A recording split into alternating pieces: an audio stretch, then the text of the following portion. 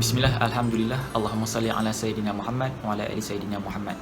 Kalau kita tengok surah Al-Imran ayat 133, bersegeralah kamu mencari pengampunan daripada Tuhanmu dan mendapatkan syurga yang luasnya segala langit dan bumi yang disediakan bagi orang-orang yang bertakwa. Sekali kita baca ayat ni kan, apa yang terlintas di fikiran kita? Bayangkan satu hamba yang hina dan banyak dosa macam kita ni, tiba-tiba ada satu tawaran yang datang, "Weh, mai sini lekah. Ni ada peluang untuk hang mendapat keampunan Allah. Hang rasa hang nak tangguh lagi ya?" Dekat situ Allah menggunakan perkataan bersegera. Maksudnya Allah nak galakkan kita datang dengan cepat. Dalam bahasa klasik moden dia macam, "Weh, mai cepatlah weh. Tak dulu tunggu dah. Mai. Kalau kita tengok balik status kita ni sebagai hamba, apa benda yang paling maksimum yang kita nak dalam hidup kita ni? Apa benda yang lebih tinggi daripada mendapat keampunan Allah dan dimasukkan ke dalam syurga? Kalau kita nak dimasukkan ke dalam syurga, kita kena mendapat redha Allah. Tapi adakah Allah akan redha dengan orang yang berdosa dan masih lagi melakukan maksiat? Dan sebab itulah kita sebagai hamba, kita kena bersegera dalam mendapat keampunan Allah. Sebab siapa lagi yang boleh ampunkan dosa kita kan? Profesor, ibu bapa, cikgu sekolah, ustaz, jiran sebelah rumah kita, BFF kita? Tak ada lah. Tak lain tak bukan hanya Allah je yang boleh ampunkan dosa kita. Dan ayat tersebut dia tak berhenti dekat situ je. Selepas Allah menyuruh kita untuk mendapatkan keampunan, Allah suruh pula kita kejar syurga yang luas dia seluas langit dan bumi. Okay, macam ni lah. Cuba kita imagine. Baikkan dekat tempat kerja kita ataupun kampus yang kita pernah belajar, kita dah habis pusing dah semua tempat dalam office ataupun kampus tersebut. Tahniah bagi yang dah habis pusing. Tapi berapa banyak masa kita ambil? 2 tahun? 3 tahun? Ataupun 4 tahun pengajian? Sebab apa kita ambil masa yang lama untuk nak pusing satu kampus? Sebab dia luas betul tak? Okay, contoh yang kedua, Highway Plus.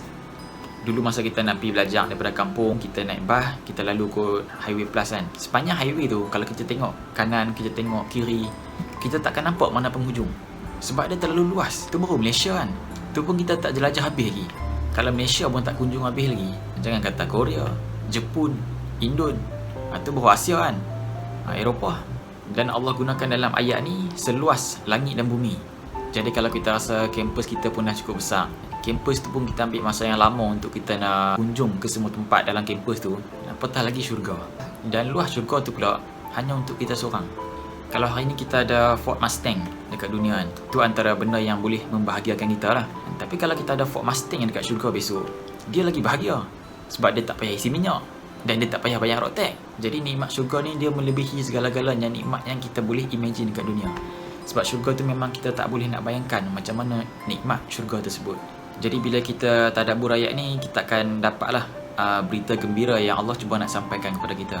Bagi orang yang iman dia goyah ataupun masih ada rasa ragu-ragu, dia takkan dapat berita gembira ni. Sebab apa yang Allah ceritakan dalam Al-Quran, dalam ayat ni, dia adalah benda gaib. Syurga ni adalah benda yang kita tak boleh nak bayangkan macam mana. Kita boleh samakan dengan nikmat dunia, tapi nikmat yang ada dekat syurga tu, dia melebihi jangkaan kita. Dan mempercayai benda gaib seperti syurga ni adalah tarbiyah yang Rasulullah ajak kepada para sahabat semasa di Mekah dulu.